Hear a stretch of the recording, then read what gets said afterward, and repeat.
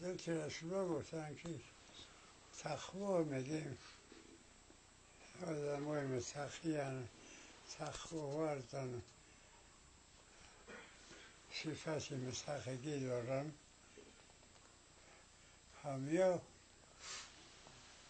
امتثال اوامر میکنن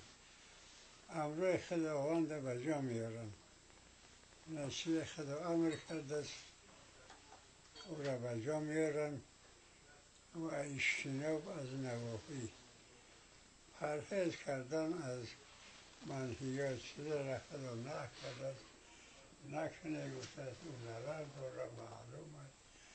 خداوند علیم حکیم است هیچی امرش به حکمت نیست هیچی نهیش از ضرر از